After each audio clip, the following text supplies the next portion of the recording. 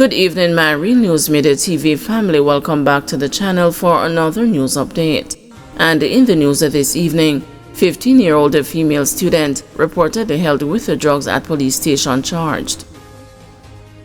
A 15-year-old female student has been arrested and charged with possession of ganja after reportedly being found with illegal drugs on the compound of the Denham Town police station. Reports indicate that around 9:38 p.m., the teenager was seen entering the station's compound through the back gate carrying a brown bag, which aroused the suspicion of the officers on duty. She was reportedly subsequently stopped and questioned, but was unable to provide a satisfactory explanation for her presence on the compound. A search of the brown bag reportedly revealed a clear plastic bag containing 10 parcels of ganja weighing over 2 ounces, 10 parcels of tobacco, 2 packets of Rizla, and an orange lighter. The accused was charged in the presence of her mother. Arrest of man not directly connected to soldier's death, police say. The Jamaica Constabulary Force says while its investigation of the murder of Jamaica Defense Force member Private E.J. Domville has led to the apprehension of a man, the arrest is not directly related to the soldier's death. The 31-year-old resident of Charles Street was arrested at approximately 12:10 p.m. on Saturday as part of the investigation into the death of Private Domville, which occurred on Friday, August 23, 2024 in Kingston. Detectives from the JCF have pursued several lines of inquiry. On Saturday, September 28, 2024, this individual was subsequently taken to the Major Investigations Division for questioning, the JCF said in a media release today. The JCF has also clarified that the individual is not a serving member of the force, noting that he was dismissed as a trainee over 2 years ago following an unrelated incident. Private Domville was part of a team that was on foot patrol in Denham Town when he was shot in the vicinity of Charles Street and the Chestnut Lane. He was later taken to the hospital where he was pronounced dead. 2 females died from motor vehicle crashes within hours on Friday. 2 female pedestrians died as a result of injuries that they sustained in separate motor vehicle crashes within 6 hours in Montego Bay, St. James, and the corporate area on Friday morning. The deceased has been identified as 52-year-old Ida Henry of Golden Spring, Kingston 9, and 29-year-old Samantha Campbell of a Mount Salem, St. James address. In the second incident, the Central Police in Kingston reported that at about 10:50 a.m., a Honda Fit motor car was traveling along East Queen Street in Kingston when it collided with a Toyota Probox motor car that was traveling in the opposite direction.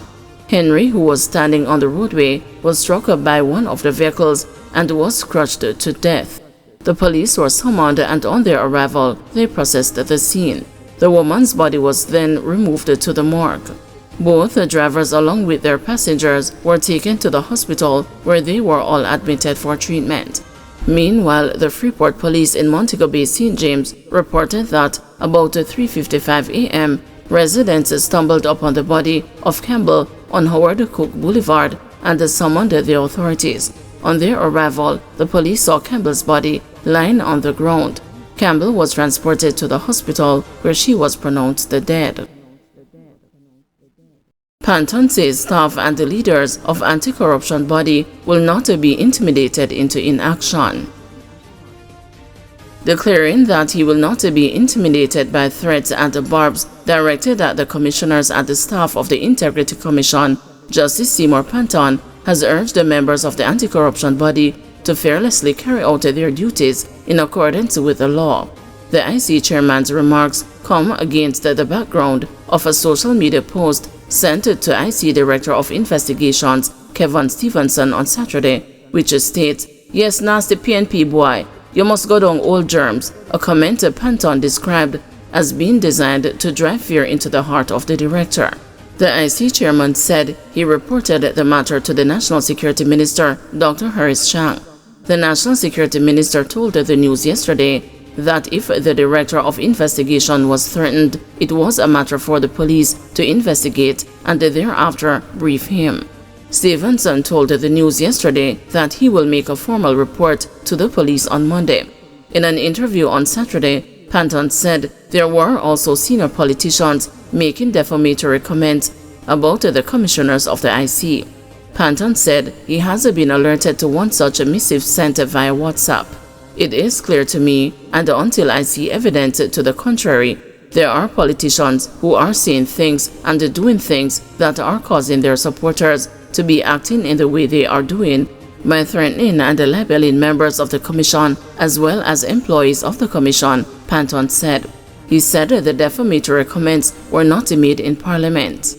I will not be intimidated by any of them, Panton said, even as he expressed a concern that their well-thinking colleagues have been silent. They are silent in relation to the attacks and the libel. They are very silent. Further, Panton charged that a member of Parliament from a rural parish had also circulated the images of myself and the directors with a scandalous statement that we are trying to bring down either the government or the Prime Minister. That is the subject of legal consideration at the moment. The news has seen a screenshot of the alleged post, which was reportedly shared on September 17 after Prime Minister Andrew Holness made a statement to Parliament on his statutory declarations. Holness spoke in the wake of the tabling of an investigation report from the IC that was referred to both the Financial Investigations Division and the Tax Administration Jamaica for review. The post had the images of 4 members of the Commission and stated that they were attempting to bring down Prime Minister Andrew Holness and his government. The news sought comment from the lawmaker accused of making the post, who replied, "I have never heard of this before."